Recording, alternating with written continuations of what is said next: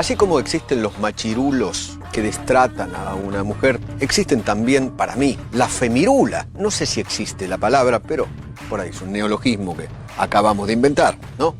Si hay un machirulo, que es un macho que se comporta como una feminista que exagera, para mí es una femirula. Para mí es una femirula. Femirulas, el aire que te hace falta.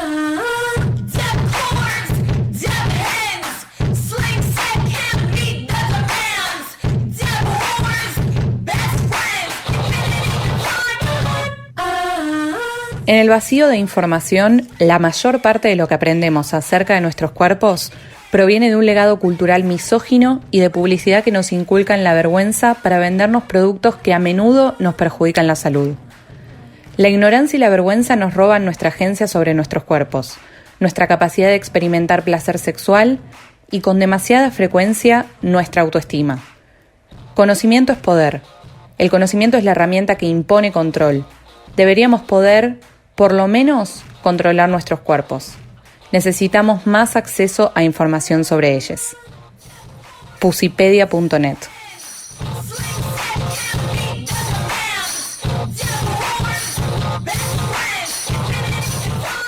Bienvenidos, amigues, capítulo número 12 de Femirulas, Vulvas. Saben que siempre traemos temáticas de las que hay poca información, que hay mitos por derribar, y alrededor de la vulva giran una grandísima cantidad de creencias falsas y de desconocimiento. La vulva fue históricamente invisibilizada y la convirtieron en un órgano que prácticamente no se nombraba. Fijémonos ya de por sí en las dificultades que existen para diferenciar todo el aparato genital, porque si yo hablo de vulva, no estoy hablando de vagina, y posiblemente todos nuestros oyentes conozcan esa diferencia, pero si llevamos esa pregunta a toda la sociedad, nos vamos a dar cuenta cuál es el conocimiento real sobre el tema. Es muy difícil englobar la cantidad de temas que giran en torno a la vulva, por eso hicimos un recorte en el que vamos a tratar dos grandes aristas que sirven para entender la invisibilización y construir esa normalización. Vamos a dedicarle tiempo a repensar las relaciones sexuales o sexoafectivas entre personas con vulva para darnos cuenta de la escasez de opciones que hay en el mercado en el momento de elegir cuidarte en una relación. ¿Qué pasa si quiero usar preservativo en una relación vulva-vulva? ¿De dónde lo saco? Para esto vamos a contar con la participación del proyecto Preservativo para Vulvas, una organización autoconvocada que busca concientizar y reclamar por un preservativo para personas con vulva. En Instagram las encuentran como @proyecto.preservativovulvas. Además, otro rol interesante a analizar si vamos a repensar los mitos que giran en torno a la vulva es el rol de la medicina tradicional.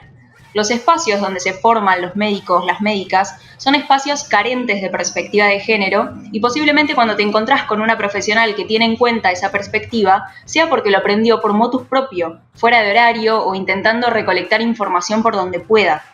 Para esto contamos con la participación de Estela Prisputin, es médica ginecóloga y la encuentran en Instagram como @ginecoinclusiva. Si paro a cualquier persona por la calle y le pido que me dibuje en un papel un pene, nadie va a tener ningún problema en cumplir la tarea. Probablemente ni siquiera un niñe. ¿Qué pasa si le pido que dibujen una vulva? Les doy la bienvenida, capítulo número 12 de Femirulas, Vulvas.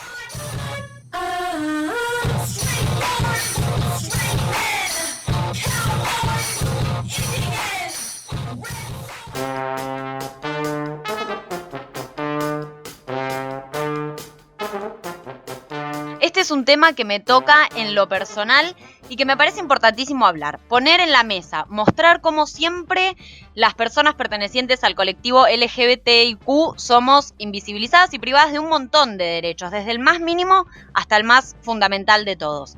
En este caso en particular, se nos está privando del derecho al cuidado sexual a todas las personas vulvoportantes que tenemos relaciones sexuales con otras personas vulvoportantes, ya seamos lesbianas, bisexuales, varones trans, personas intersex, etcétera, etcétera, etcétera.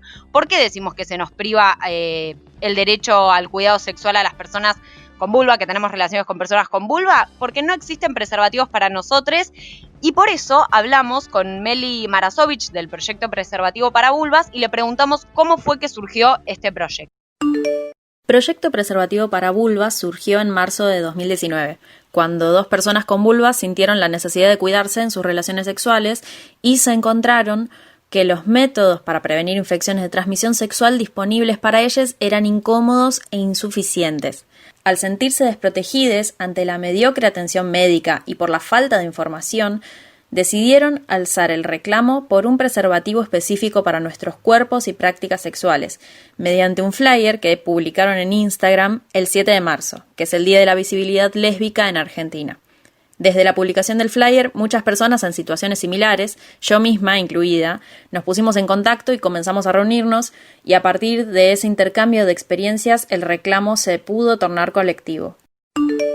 Creo que a ninguna nos sorprende en absoluto esto que nos comenta Meli, porque es una vez más ver cómo la militancia, cómo la calle, cómo toda la sociedad en sí se une para hacer un reclamo frente a un vacío legal, frente a un Estado que no da respuesta.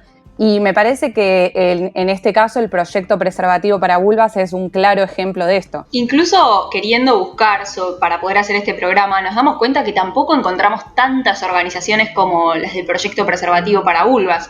Probablemente existen, o tal vez es una suposición, pero ni siquiera encontramos tantas organizaciones y tantos colectivos organizados para suplir esta necesidad. O sea que ahí, una vez más, se incrementa lo peligroso, y sí es lo peligroso, me quedaba dudando esa palabra, pero es peligroso, porque uno se quiere cuidar de enfermedades de transmisión sexual con las implicancias que sabemos que tienen, y no podés, porque no tenés las herramientas para hacerlo.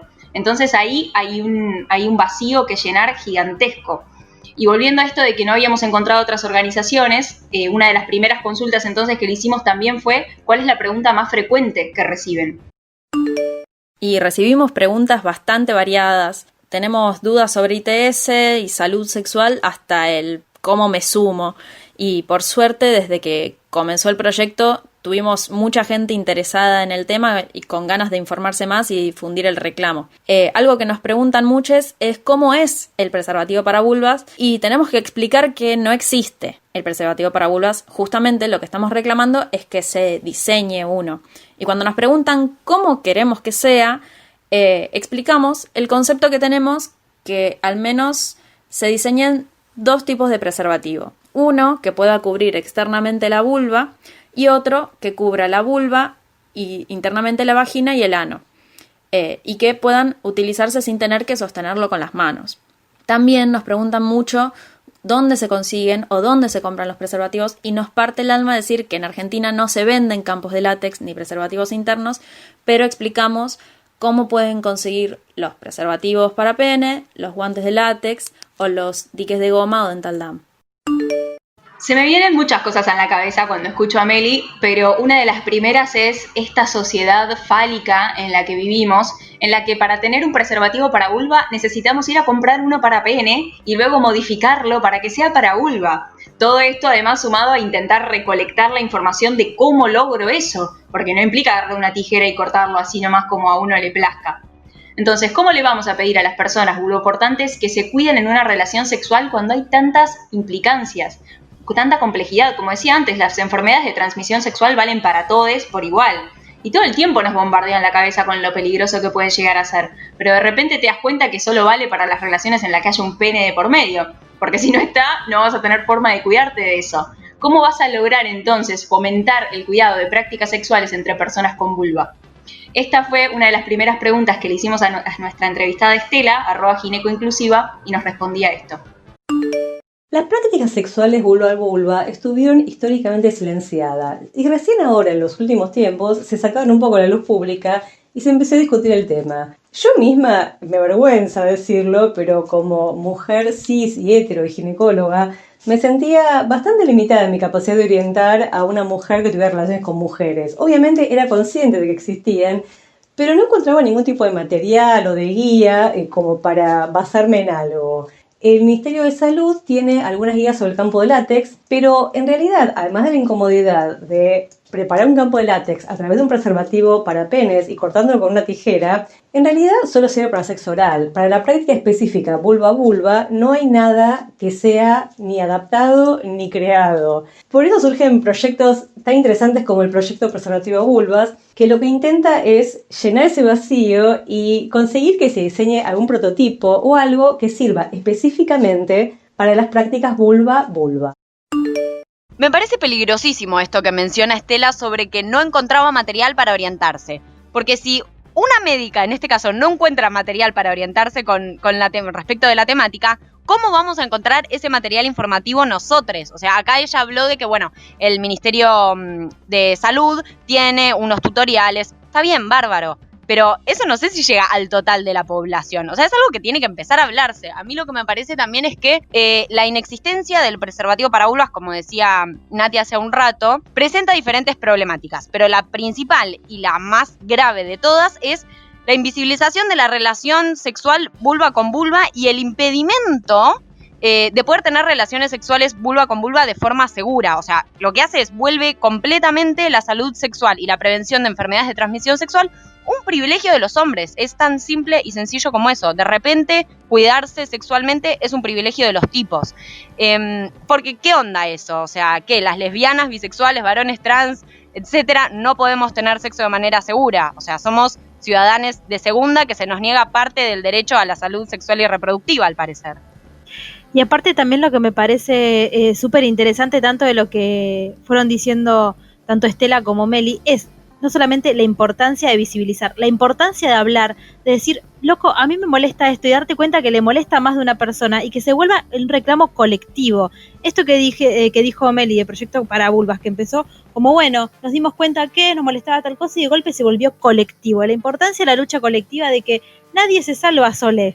Entonces está buenísimo poder poner en palabras las cosas y decir, bueno, esto es algo que realmente necesitamos cambiar para mejorar como sociedad. Y también entender un poco esto que comentaba Juli recién, que me parece fundamental, que es que las personas con vulva se tienen que sentir iguales en sus relaciones sexoafectivas y no atravesadas por la misoginia y el patriarcado que implica este art attack de agarrar un forro, cortarlo, crear un campito de látex y sabiendo que esto no termina funcionando 100% efectivo como debería ser. Y además esto que dice también Estela, que me parece importante también resaltar, que el campo de látex solo sirve para el sexo oral. Porque ¿qué? A ver, vulva con vulva, hablemos en la jerga, como se dice, ¿no? Estás tijereteando porque estás en esa.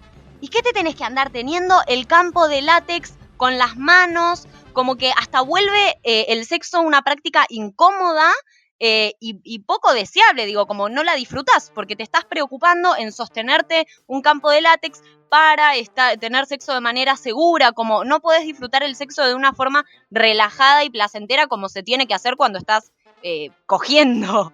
Nos damos cuenta entonces que analizar la existencia y la no existencia de los preservativos para vulvas nos pone y nos da a comprender cuál es el lugar que tiene la vulva en la sociedad. O sea, es un debate mucho más profundo incluso que la existencia o no del campo de látex. Darnos cuenta de la imposibilidad de algo que es tan simple para algunas relaciones como ir al kiosco, comprar un preservativo, volver y ponértelo, para otras personas, para otras relaciones sexuales, se vuelve totalmente imposible, totalmente difícil. Entonces ahí te das cuenta de la tradicionalidad en la que vivimos. Somos una sociedad fálica, repito, y no me refiero únicamente a que las relaciones sexuales son fálicas, sino que la sociedad entera lo es. Posiblemente una persona con vulva conozca mejor el funcionamiento de un pene que sus propios genitales. Conocemos cómo funciona, cómo se cuida, cómo se lava, cómo se protege, qué le duele, qué no. Lo conocemos, lo sabemos. Eso implica también ser parte de una sociedad fálica. Entonces el camino que hay que transitar es el de la normalización y la concientización de la vulva.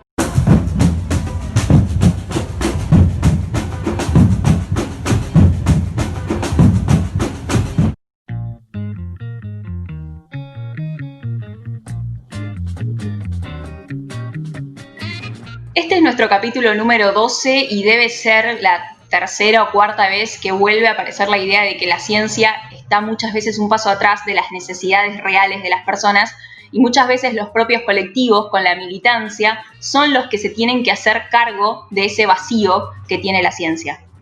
La falta de perspectiva de género la vemos en el aire, la vemos en cualquier ámbito o disciplina que tratemos, pero en el caso de hoy la vemos en falta dentro de la medicina, específicamente dentro de la ginecología y dentro de la sexología. El cuerpo con vulva no fue estudiado de la misma manera que fue estudiado el cuerpo con pene. No tenemos el mismo conocimiento sobre eso, ni nosotros, ni siquiera los profesionales, como decía Juli, ni siquiera los médicos y médicas son conscientes, porque los estudios se hicieron en hombres, en personas con pene. Entonces, no tenemos la misma información, por lo que en realidad ya de base estamos un paso atrás. Lo que le consultamos a Estela fue si sabe cómo es la situación actual de la formación académica de los médicos y médicas con perspectiva de género, si mantienen todavía la forma tradicional o no. Con respecto a la formación en perspectiva de género por parte de la Facultad de Medicina a los futuros médicos, me parece absolutamente imprescindible. Cuando yo estudiaba, en una de las cátedras ponía una persona en la entrada para asegurarse de que ninguna mujer pudiera ir a las clases usando pantalones. Obviamente, las cosas mejoraron un montón desde esa época, pero en realidad la facultad suele ser bastante conservadora y no tiene una política oficial al respecto. Suele haber bastante libertad de cátedra y los hospitales son 100% libres. Eso lleva a que no haya demasiada coherencia en la formación en perspectiva de género. Incluso hubo oposición con respecto al curso de capacitación por la ley Micaela que se propuso recientemente. También pasa a nivel de atención médica. Por ejemplo, los CESAC, que son las unidades sanitarias dependientes de los hospitales de Cava, trabajan con una excelente perspectiva de género y garantizan anticoncepción e interrupciones legales de embarazo. Pero bueno, hay otros lugares donde la perspectiva de género es directamente nula. Bueno, y acá de nuevo la importancia de la militancia, el cooperativismo y la lucha desde los barrios, ¿no? Digo, lo está marcando bien en claro Estela. En los centros comunitarios de salud, que dependen de los hospitales más grandes, sí se lleva a cabo una perspectiva de género mucho más marcada en el ejercicio de la medicina. Yo te creo, hermana Estela. Escuchar que nos dejaban entrar con pantalón, por Dios, podemos percibir que hemos evolucionado un poco como sociedad, pero que aún nos falta un montón, porque gente profesionales, formadores de futuros médicos y médicas y médiques, se hayan opuesto a que se inserte la perspectiva desde la ley Micaela, la verdad hay que militar esa, porque de última, si no querés modernizar ciertas cosas, bueno, pero si ya te viene una bajada y vos te oponés, eso ya es militar en contra de la ampliación de derechos, ¿no? Y en eso quiero decir nada más que dos cositas, que es que vamos a destacar a una médica argentina, Bianco, de apellido, que fue elegida una de las mujeres más influyentes por la BBC de Londres y fue una de las primeras en militar la legalización del aborto y la acción comunitaria en medicina, ¿no? Digamos, ninguno de estos médicos que no se han ayornado a lo que pide la sociedad son reconocidos de esta forma. Y otra es también abogar por los colectivos autogestivos de medicina, ¿no? Y acá hemos tenido el testimonio de compañeras como el colectivo Machi, que justamente trabajan en barrios y que tienen una perspectiva de género que estaría buenísimo que se empiece a aplicar más en general, ¿no? Es que la aplicación de la perspectiva de género es fundamental, o sea, no hay otra. Ya es fundamental en todos los aspectos. En la medicina, más. O sea, más todavía, porque, no sé, tenés médicos que, nada, la tienen clarísima, están informados y cuando te atienden y vas a su consultorio, especialmente ginecólogos, tenés una atención súper apropiada. Y hay médicos que no, o sea, voy a contar un caso particular, específico, personal.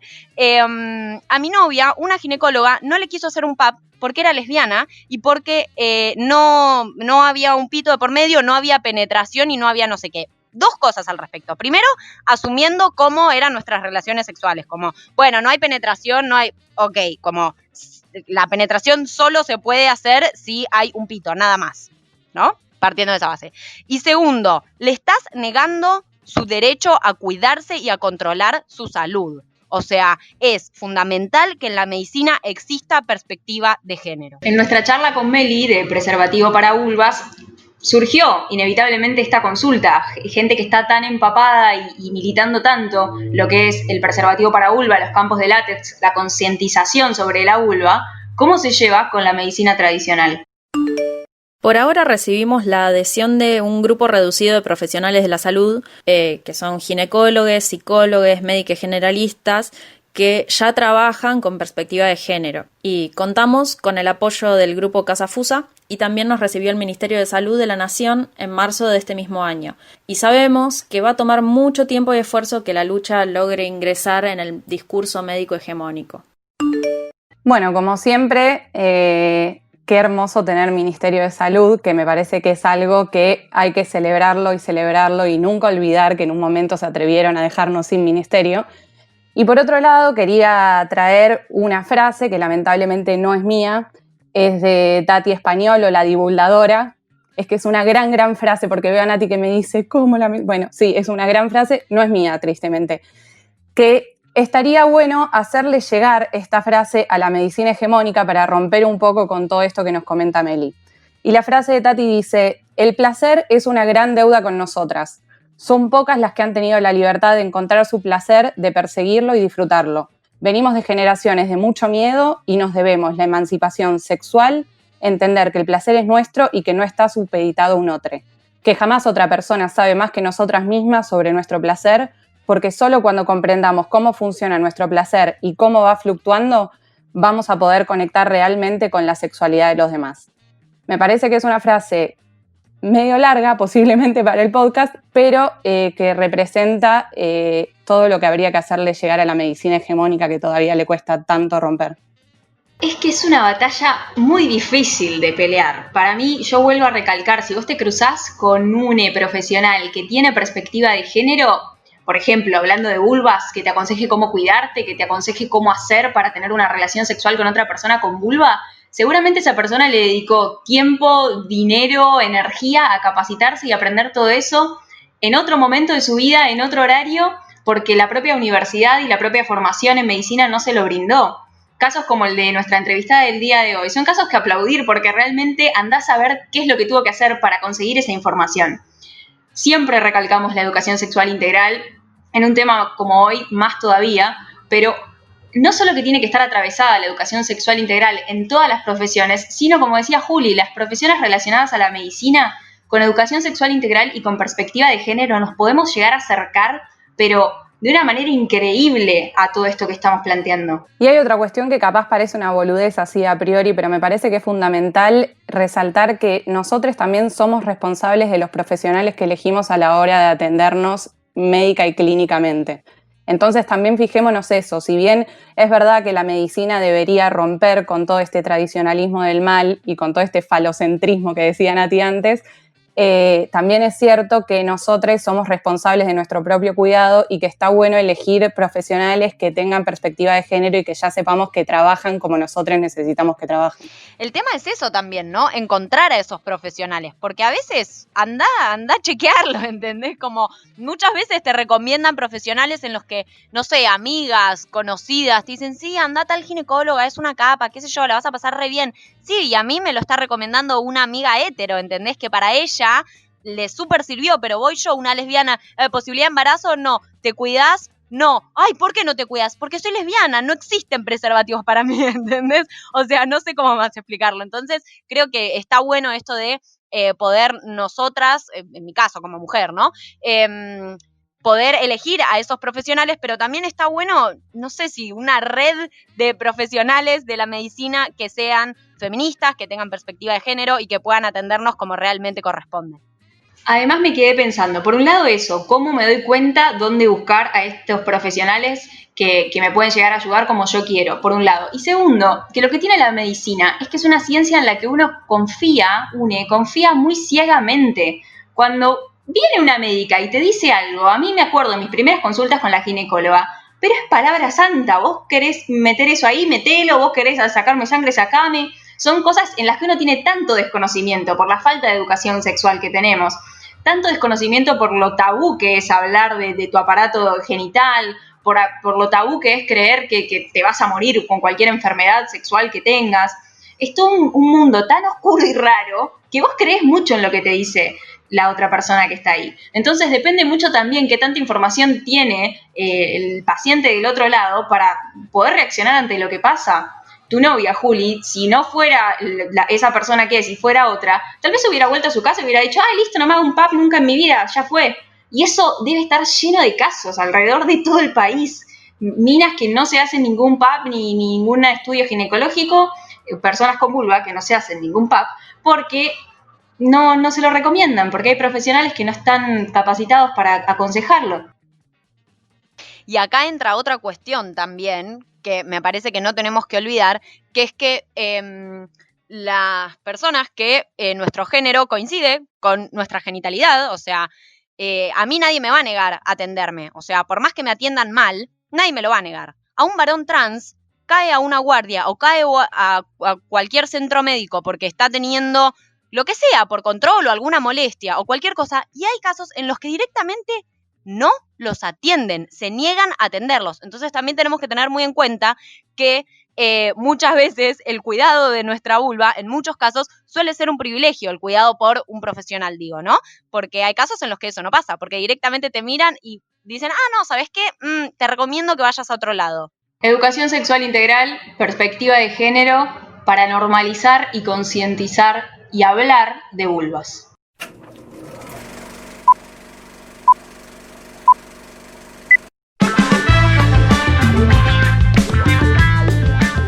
Bienvenides, bienvenidas, bienvenidos a toda la columna cultural. Hemos llegado a este segmento y la realidad es que vengo un poco triste hoy. Vengo un poco triste porque, como venimos diciendo a lo largo de todo el podcast, la invisibilización de la vulva, el no hablar de las cosas por su nombre, claramente repercute en las producciones artísticas. Entonces, pregunto, ¿podemos encontrar producciones artísticas que muestren problemáticas, temáticas, lo que sucede con la vulva? La respuesta es que no. Así que voy a perfilar la columna en este sentido. Pensemos cómo se muestran las relaciones sexuales a través del cuidado, ¿no? ¿Cómo es esta noción de sexo seguro en el cine y en algunas producciones, ya sea de series o de libros? Entonces, en ese aspecto quiero empezar hablando por una película que en un momento causó controversia cuando se estrenó, que es La vida de Adele o El azul es el color más caliente, ¿no? Tuvo como esa traducción, que es una película que muestra una relación lésbica entre dos chicas que tiene escenas muy explícitas y que en ningún momento se muestra el cuidado a través de la profilaxis, ¿no? Es algo que ni siquiera se toma en consideración. Y lo mismo sucede con, pensaba yo, y acá quiero invitar a todos nuestros oyentes que si llegan a encontrar un ejemplo, por favor, lo compartan con nosotras para que lo podamos debatir. En una de las primeras series que también tocó la temática de relaciones lésbicas, que es The L Word, una serie que duró 6 años, del 2004 al 2010, tampoco, jamás se mostró, no pude encontrar registro de eso. Es que es terrible porque si ya en las series, ¿no? En las producciones culturales, audiovisuales, nunca te muestran el cuidado sexual de la profilaxis en una pareja hetero, como que ya directamente ni siquiera pasa en una pareja hetero, menos todavía va a pasar en una pareja de lesbianas o de personas vulvoportantes. O sea, olvídate que eso exista. Completamente. Bueno, ahí vamos a llegar, pero para el final de la columna, no se preocupen. Y esta serie, justamente, The L Word, después tiene 2 spin-offs, o sea, 2 series que salen de esa misma serie, que es The Real y L Word, o sea, el real mundo lésbico, que fue del 2010, apenas terminó esta serie mostrando, entre comillas, lesbianas reales, ¿no? En su vida era un reality show.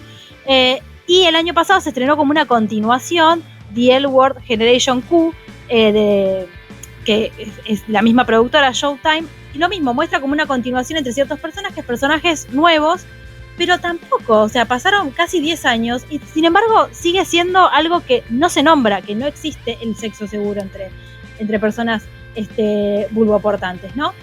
Y en ese sentido, también una serie que vi hace poquito y que está muy buena, que está en Netflix si quieren, que es Feel Good, que es una serie de una comediante canadiense devenida en Inglaterra, ¿no? Que, bueno, conoce a una chica, se ponen a salir, qué sé yo. Si bien tiene varios temas, la serie que están muy buenos, ella, su propia vivencia, lo que va pasando. Tampoco en ningún momento se habla sobre el sexo seguro, es algo que no se nombra directamente, ¿no?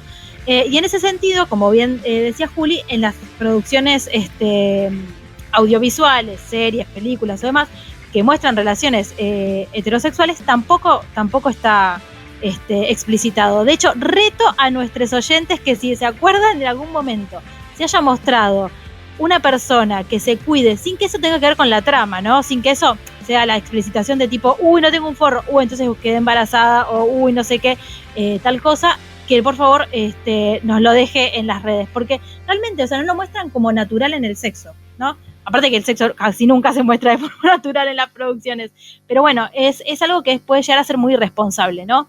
Y en ese sentido sí encontré 2 libros, y acá traigo un regalito para nuestros oyentes, que son los siguientes. El primer libro es un libro de 1993 que se llama La herejía lesbiana, una perspectiva feminista de la revolución sexual lesbiana, de Shaila Schaffroth. Es una escritora militante feminista británica que ella hace un libro con un compendio de distintas reivindicaciones que pide el colectivo de lesbianas, cómo puede ser un sentido de colectividad, de comunidad, cuáles son las cosas que están pidiendo, ¿no? Cómo fue su vivencia, bueno, compartiendo como su propia militancia. Y en ese libro ya cuenta en el año 1992 cómo hubo una performance, hubo una intervención del espacio público en Australia, donde, voy a leer la cita porque me parece muy interesante. Dice: en una demostración de sexo seguro en Bourke Street Mall, en Australia, una calle comercial peatonal de Melbourne, una lesbiana engalanada con saones y sin brasas simuló un acto de sexo oral y el uso de barreras de látex, con una mujer vestida con falda arrodillada delante de ella. Estamos hablando de 1992. O sea, estamos hoy en 2020 y seguimos pidiendo por lo mismo, ¿no? Dice: al parecer el público se rió y los varones, acostumbrados al consumo de simulacros de sexo lésbico en sus revistas pornográficas, probablemente encontraban la escena excitante, aunque tal vez no revolucionaria, que era lo que quería mostrar esta intervención pública, ¿no? Es difícil comprender de qué manera la consumación de las fantasías pornográficas masculinas puede romper la construcción machista de la sexualidad. Ellas en realidad lo que estaban pidiendo era: queremos tener sexo seguro, y se tomó como un acto de provocación pornográfica, o sea, nada que ver. Está bueno el libro, tengamos en cuenta que es de 1993 y hay un camino recorrido a partir de ese momento, pero si algún oyente lo quiere, lo tengo en PDF, así que ese es el regalito que les puedo brindar. Y en segunda instancia, el otro libro que me pareció bastante interesante, y ya no lo pude conseguir, ni siquiera está en Mercado Libre, pero lo pueden comprar por internet porque es español, es un libro que se llama 21 días de masturbación, edición Vulvas, del colectivo Sexualizadas. Es como una guía práctica de masturbación para personas vulvoportantes.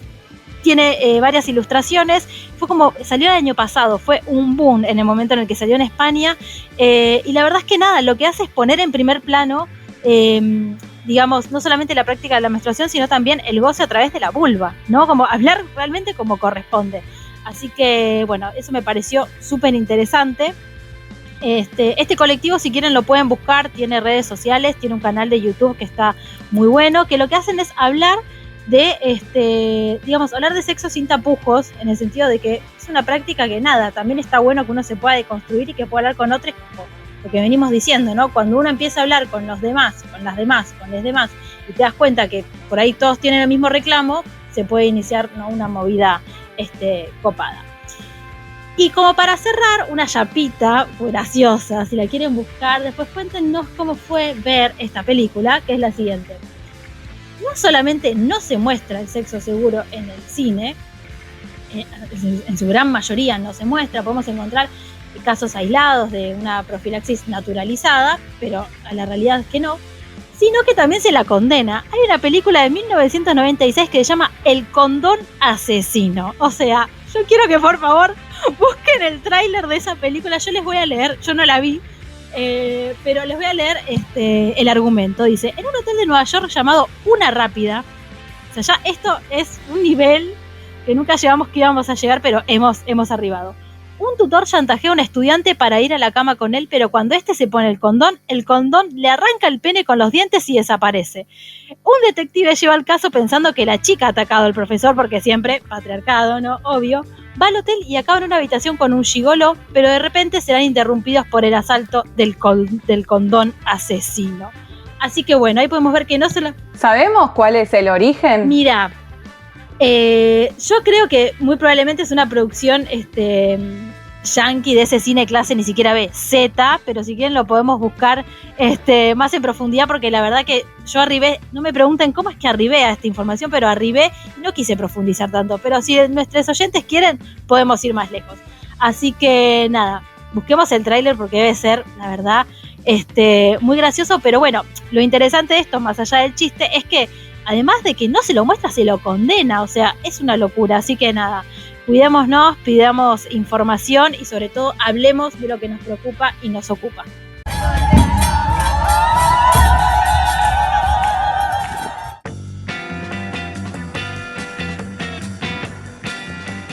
Lo dije hace un rato y lo voy a volver a repetir, esta idea de que somos una sociedad fálica que tiene mucho más conocimiento sobre el pene que sobre la vulva y cómo nos cuesta diferenciar vagina, vulva, clítoris. Y esto es independientemente de todas las características socioeconómicas y socioculturales, no tiene que ver con una cuestión de educación.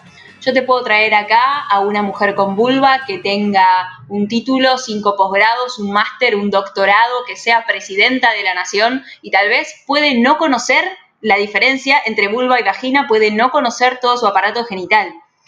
Esta gran desinformación que existe tiene que ver con que no es que nos falte educación a nosotros, es que no existe. La propia educación falta formarla. Entonces nos llenamos de desinformación, de mitos, de falsas creencias que incluso se pueden tornar hasta peligrosas en muchos casos. Retomando el tema de las relaciones entre personas vulvoportantes, le consultamos a Meli cuáles eran los mitos más frecuentes que encontraba y nos respondía esto. Hay una gran invisibilización de las relaciones sexoafectivas entre personas con vulva, lo que lleva a mucha desinformación en cuanto a los cuidados en nuestras relaciones sexuales. Primero están quienes asumen que no necesitamos protección porque igualan anticoncepción con profilaxis, como si la prevención de embarazos y las infecciones de transmisión sexual fueran la misma cosa. Hay médicos que nos dicen que no hace falta cuidarnos porque tenemos suerte de no tener posibilidad de embarazo. Por otro lado, como la concepción hegemónica del sexo sigue siendo la penetración de un pene a una vagina, cualquier otro tipo de práctica no se considera sexo de verdad y pareciera que no necesita de cuidados. En consecuencia, las relaciones entre personas con vulva son desexualizadas y tildadas de poco serias, o en el otro extremo, objetificadas. Y también un prejuicio muy común es que en este tipo de vínculos no puede haber violencia o abusos y que las personas con vulva son inherentemente buenas mientras que las que tienen pene son malas, cuando la realidad es que en relaciones entre personas con vulva puede haber violencia como en cualquier otro vínculo, porque todos estamos atravesados por la misma matriz heterosis patriarcal y reproducimos las mismas violencias. Acá como siempre decimos en todos nuestros capítulos, aparece de nuevo la mamushka de invisibilizaciones, siempre. O sea, yo creo que ya es una marca de todo lo que hablamos. Acá lo que pasa es que como la única forma posible de penetración es, la única forma posible de sexo es la penetración de un pene a una vagina, entonces se invisibilizan las relaciones sexuales de vulva con vulva, entonces se ignoran las necesidades básicas como la posibilidad de poder cuidarse y tener un sexo responsable. Eso ya de base. Y después, como dice Meli, los tabúes alrededor de las personas vulvoportantes, o sea, que las lesbianas somos un accesorio sexual que sirve para que los tipos se calienten, que no existe violencia, cosa que es falso. Hay una cantidad de relaciones lésbicas o de personas vulvoportantes que son muy violentas, muy machistas y muy patriarcales, con las que hay que tener mucho cuidado y hay que animarse a denunciar, y esas denuncias tienen que ser tomadas en cuenta porque muchas veces no se toman en cuenta porque es dos mujeres, ¿cómo va? O dos personas con vulva, ¿cómo va a existir la violencia? Bueno, sí, existe. Y por otro lado, que es lo que a mí más me saca de quicio, es que todo se fundamenta con el lobby is lobby, que nos tienen que respetar porque sabemos amar y qué sé yo, eliminando de por sí la faceta sexual. O sea, que nos tienen que respetar porque somos personas. Y su odio aparece justamente porque son personas teniendo relaciones sexuales con los mismos genitales. Entonces, no desexualizar a las personas vulvoportantes. Me das un pie ideal para otra frase de Tati Español, esta vez más breve, que quería citar. Si no la conocen a Tati Español, conózcanla, se van a hacer un favor enorme. Y ella dice, si coger es lindo, imagínate coger sin estereotipos de género.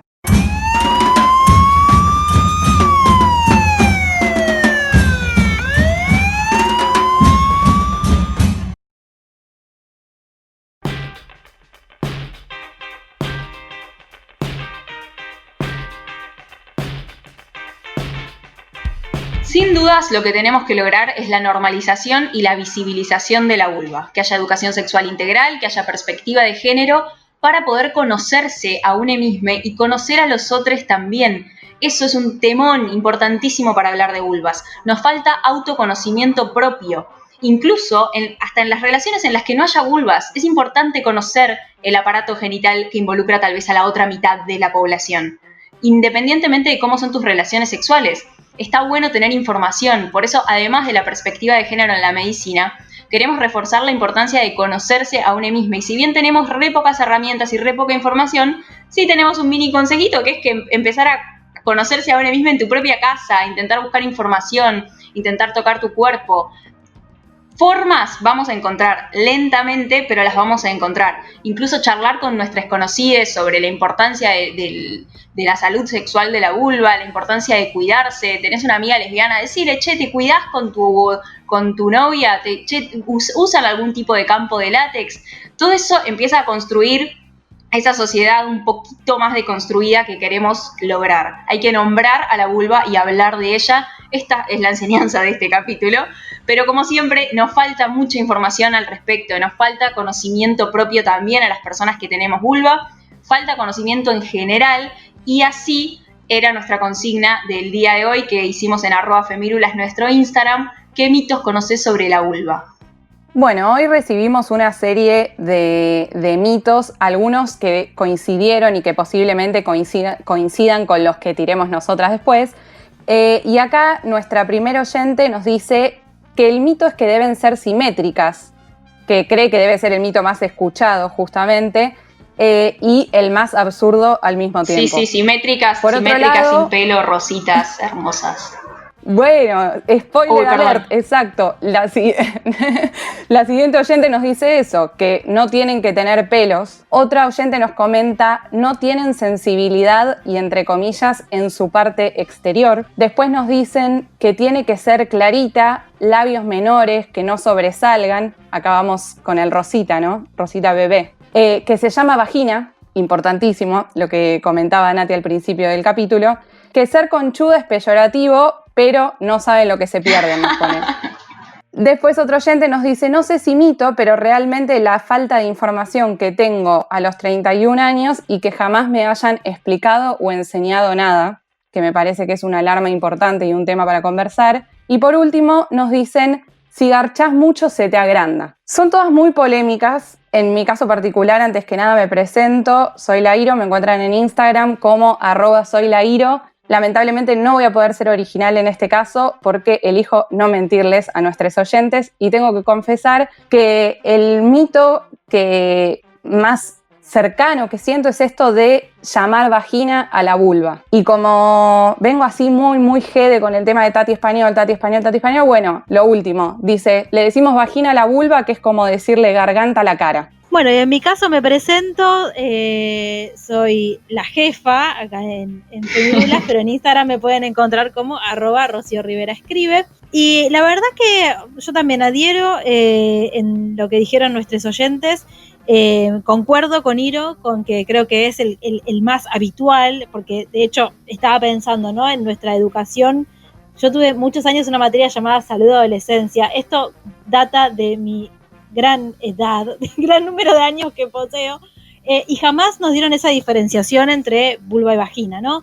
Y ya creo que desde ahí es algo que se viene arrastrando, pero creo que adhiero también en el que no tiene sensibilidad, digamos, en todo lo que es la vulva, y que el placer solamente se encuentra con esto de la penetración, ¿no? Creo que es algo que atravesó gran parte de mi vida y que, bueno, gracias a la deconstrucción del feminismo lo hemos ido derribando, ¿no? Quiero hacer un breve comentario respecto a la materia salud y adolescencia, que también tuve la suerte de tenerla. En la materia decían que se conocía más información sobre los penes porque eran externos, entonces era más fácil conocerlos. En cambio, como la genitalidad femenina era interna, había que hacer un trabajo de exploración mucho mayor. Bueno, creo que eso... Tremendo, o sea... Sí, daba el pie de esto de que es algo misterioso, siempre, ¿no? Lo relacionado con la vulva del placer femenino es misterioso, no se conoce, y da pie a que no se nos quede claro. Exacto. Yo tuve la misma materia, no se llamaba así, pero no recuerdo bien cómo se llamaba. Tenía un curso que eran muchas mujeres éramos y pocos varones. Por lo que quedaron muchas parejas. La consigna era hacer una pareja y contar cómo te ibas a cuidar, cómo te ibas a tener hijos, bla. Esa era la consigna. Como había tantas mujeres y tan pocos varones, quedábamos muchas parejas de mujer-mujer. Mi pareja fue una amiga, que todavía es mi amiga. ¿Y ustedes se piensan que alguien nos contó sobre cómo cuidarnos? O sea, listo, no tuvimos que hacer nada, total no íbamos a tener bebés, eso fue lo único que tuvimos que hacer, ¿entienden? Decir cómo más o menos nos íbamos a cuidar, si en algún momento apareció un hombre en nuestra relación, pero si no, tranquilamente la consigna se podría haber ampliado y podríamos haber contado cómo nos íbamos a cuidar, qué íbamos a hacer, pero listo, como no iba a haber penetración y no iba a haber bebés, ya está, se acabó la consigna, no tuve que hacer nada, me saqué un 10. literal.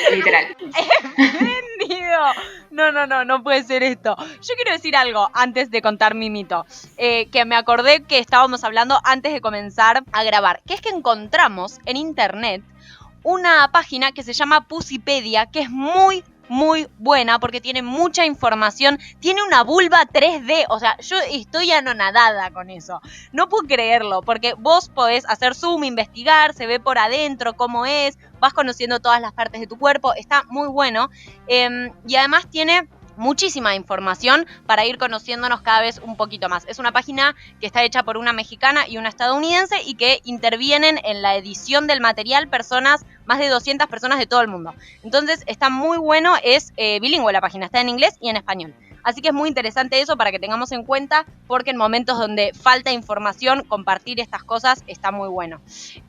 Bueno, por otro lado, siempre me olvido, soy Julieta Penisi, alias Locutorta. Mi mito, que creo que sí hasta el día de hoy, como que hay versiones encontradas incluso dentro de la medicina, que es que la vulva no se lava, como que se lava solo con agua.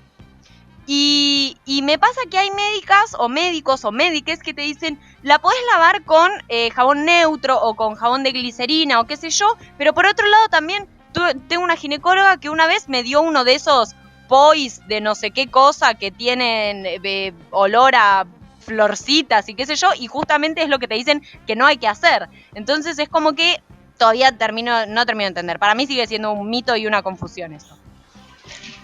Bueno, cierro la ronda, me presento, mi nombre es Nati Stanchi, soy Stanchi Nati en Instagram. El mito era el mismo que Juli, nos tendríamos que decir los mitos antes que grabar, pero no me pasa nada. Al toque se me vino otro a la cabeza porque todo tiene que ver con la higiene de la vulva. Eso me parece para mí el mito, el que más tengo que romper y me sigo teniendo que informar.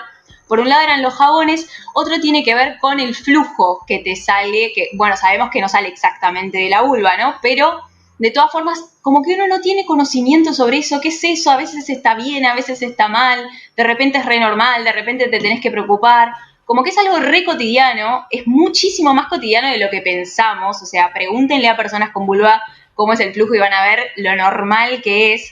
Pero sin embargo, como que de repente si lo ves, no sabes si preocuparte o no, como que es todo muy raro el tema flujo, vagina, vulva, hay muy poca información para variar y para ser redundante, así que creo que ese es también otro mito que puedo traer. Todo tiene que ver con la higiene de la vulva, que es súper extraña.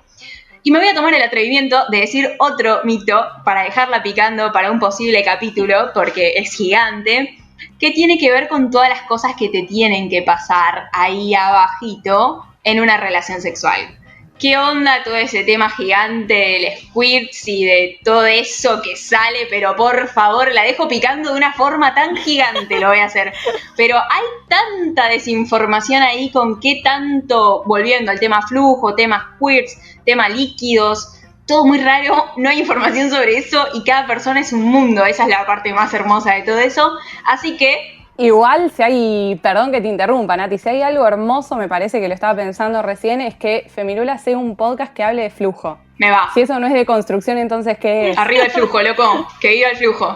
Bueno, así, con este que viva el flujo y con esta última frase que hemos dicho y habiendo dejado también picando para un próximo capítulo, no sabemos cuándo, pero algún día también pasará, finalizamos este capítulo número 12, esperamos que les haya gustado, que lo hayan disfrutado, que se hayan deconstruido un poquitito más junto a nosotras y nos encontramos la próxima. Chau, chau. Femirulas, el aire que te hace falta. Seguinos en Twitter, Instagram y Facebook como @elbaído. Seguinos en Twitter, Instagram, Facebook como @elbaído. Hacen la artística. Dale, seguinos.